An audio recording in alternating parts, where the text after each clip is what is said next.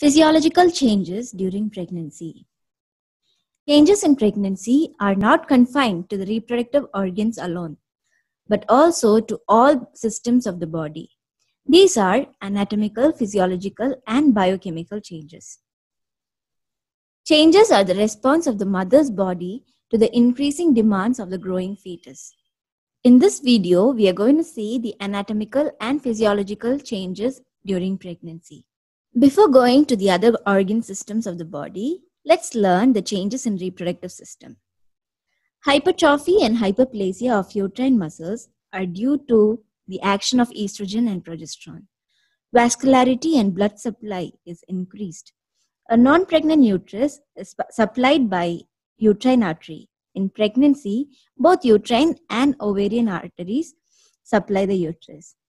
Irregular, infrequent, and painless Braxton Hicks contractions can be elicited early in the second trimester.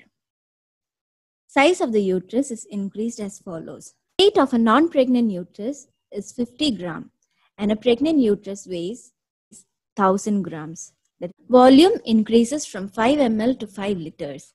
Length increases from 7.5 centimeter to 35 centimeter. Breadth increases from 5 centimeter to 22.5 centimeter and thickness from 2.5 centimeter to 20 centimeter. Fallopian tubes. We know the fimbrial end of the fallopian tubes are attached to the infundibulopelvic ligament and the other end is attached to the uterus. As the uterus grows in size, the tubes get pulled and elongated. Thus, the length of the fallopian tubes are slightly increased during pregnancy. Changes in ovaries. Corpus luteum secretes progesterone and estrogen, which helps in the formation and maintenance of decidua of the pregnancy. It also inhibits the ripening of the follicles. Thus, the ovarian and uterine cycles of the normal menstruation remain suspended throughout pregnancy. Cervix also undergo hypertrophy and hyperplasia of tissues. It becomes vascular and edematous and appear bluish in color, which is called the Chadwick's or the Jacquemus sign. There is marked softening of the cervix called Goodell's sign. A copious secretion, rich in immunoglobulins and cytokines, form a thick plug at the cervix. Vagina also get hypertrophied, edematous, and vascular. Copious, thin, and curdy white vaginal secretion, which is acidic in pH, prevents the growth of bacteria. Increased vascularity of vagina gives rise to Jacquemus sign and Osiander's sign that we discussed in detail in the previous video. Vulva become edematous and vascular. Labia minora is pigmented and hypertrophied. Breast increase in size and vascularity. Nipples become larger, erect, and pigmented. Areola gets hyperpigmented, forming a secondary areola. Sebaceous glands, which were not visible in the non-pregnant state, gets hypertrophied and form Montgomery's tubercles. These are the changes in reproductive system. Now let's see the skin changes in pregnancy. Melanocyte stimulating hormone cause hyperpigmentation of face, especially over the cheeks, brow, and around the eyes, forming a typical pregnancy mask called the chloasma gravidarum. As the abdomen gets enlarged with the growing uterus, the skin gets stretched, forming scar tissue called striae gravidarum.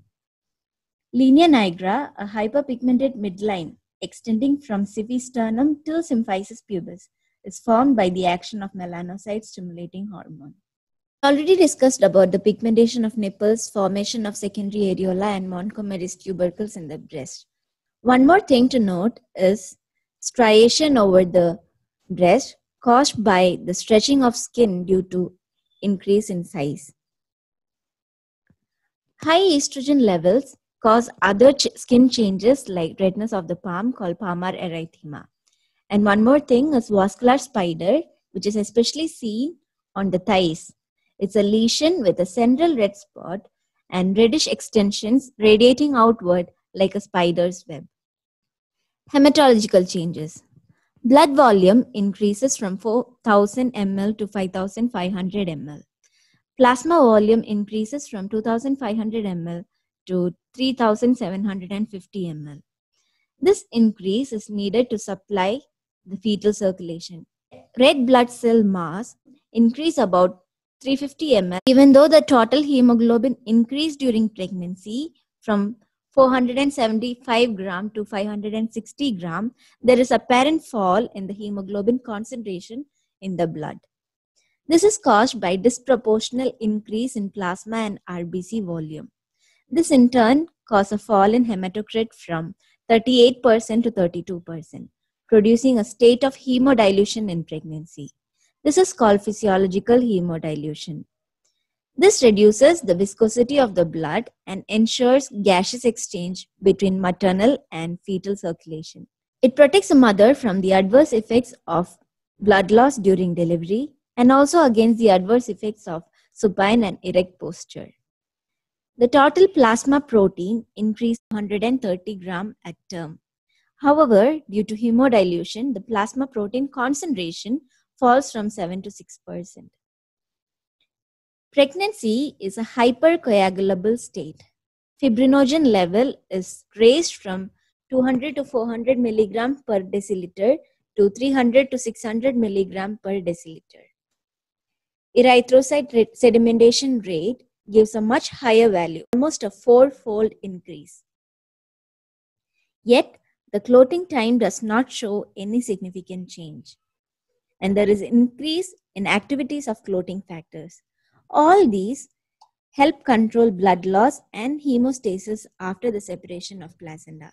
These are the hematological changes in pregnancy. In cardiovascular system, heart rate is increased from 70 to 85 beats per minute. Stroke volume is increased from 65 to 75 ml. And cardiac output is increased from 4.5 to 6.26 liters per minute. These are caused by the increased blood volume to meet the additional oxygen required due to increased metabolism in pregnancy. We know blood pressure is a product of cardiac output and systemic vascular resistance. Since the systemic vascular resistance is reduced, blood pressure in pregnancy is almost unaffected or decreased in spite of the increase in cardiac output. Clinical findings: apex beat is shifted from the 5th to 4th intercostal space. This is because the heart is pushed upward by the elevated diaphragm. A continuous hissing murmur is heard over the 2nd and the 3rd intercostal space due to increased blood flow through the internal mammary vessels. A third heart sound, called the physiological S3, is heard due to the rapid diastolic filling. Rarely, a 4th heart sound can be auscultated.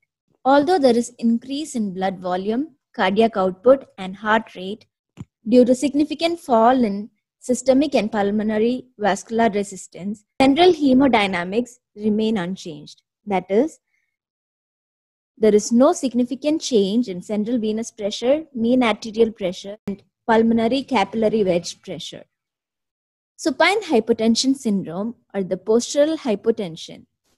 The gravid uterus compresses the inferior vena cava when the patient is in supine position, which sometimes affect the venous return and cause hypotension, tachycardia, and syncope. Normal blood pressure is quickly restored by lying down in left lateral position. That's all about the cardiovascular system. Let's move on to the respiratory system. The enlarged uterus pushed the diaphragm upward and increased the subcostal angle. Thus, the total lung capacity is reduced by 5%, and the transverse diameter of the chest expands. Progesterone alters the smooth muscle tone of the airways, causing bronchodilation. Progesterone also increases the carbon dioxide sensitivity of the respiratory center. Thus, pregnancy is in a state of hyperventilation and respiratory alkalosis. Progesterone is also responsible for the reduced total pulmonary resistance in pregnancy. Estrogen increases the number and sensitivity of progesterone receptors. Hyperemia and edema of mucosal surface is also caused by estrogen. We learned that pregnancy is in a state of hyperventilation. This causes an increase in tidal volume, change in acid-base balance, fall in arterial partial pressure of carbon dioxide, and rise in partial pressure of oxygen. All these facilitate the transfer of carbon dioxide from fetus to mother and oxygen from mother to fetus. That's all about the respiratory system. Gastrointestinal system. Increased vascularity in the buccal mucosa makes the gums congested and spongy. This is the cause for gum bleeding in pregnancy. Rapid hormone changes, especially HCG, estrogen, and progesterone, affects the muscle of the entire gastrointestinal tract. This causes diminished motility and muscle tone, delaying the gastric emptying. This facilitates increased absorption of nutrients. The cardiac sphincter is relaxed, causing regurgitation, chemical esophagitis, and heartburn during pregnancy. Still, the risk of peptic ulcer is reduced due to diminished gastric secretion. There won't be any histological changes in liver cells. All the liver function tests are unchanged except the alkaline phosphatase levels are raised. Estrogen causes mild cholestasis. Progesterone causes the atonicity of the gallbladder. These together with high cholesterol levels lead to cholelithiasis or stone formation. As long as the cholesterol levels are under control, there's nothing to worry. In nervous system, some sort of temperamental changes are seen, which cause mental irritability, anxiety, and in severe cases, depression and sleep disorder. Compression of the median nerve causes pain and paresthesia of hands and arm. Compression of the lateral cutaneous nerve of the thigh causes paresthesia and sensory loss over the anterolateral aspects of the thigh. Skeletal system. Hormonal changes cause the softening of ligaments, increasing the mobility of pelvic joints. This facilitates the passage of baby through the pelvic cavity during delivery. Enlarged uterus increases the lumbar curvature of the spine, causing lordosis. This is a cause for backache and waddling gait during pregnancy.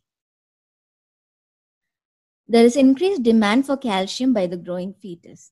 So the daily calcium requirement of a pregnant woman is 1 to 1.5 gram. Also, calcium absorption is doubled by the increase in 125 dihydroxy vitamin D3. Although most of these extra calcium goes for the fetal bone formation, the maternal skeleton is protected from osteoporosis by the increase in calcitonin levels. Urinary system. There is fluid retention and physiological hydronephrosis, which cause dilatation of pelvis and calyces of the kidney and enlargement of kidneys by 1 centimeter. Renal plasma flow is increased by 50 to 75%. Thus, the glomerular filtration is increased by 50%. There is incomplete reabsorption by renal tubules. Progesterone causes atonicity of the ureters and estrogen causes hypertrophy of the muscle and sheath of ureters. The dextrorotation of uterus causes dilatation of right ureter and stasis. Venous and lymphatic obstruction cause edema of bladder mucosa. The gravid uterus compresses the bladder, causing frequency in micturition, and the weakness of urethral sphincter causes the stress incontinence. These are the major changes in urinary system. I hope the physiological and anatomical changes in pregnancy is clear to you all. In the next video, we'll discuss the biochemical changes, that is, the endocrine and metabolic changes in pregnancy. Thank you.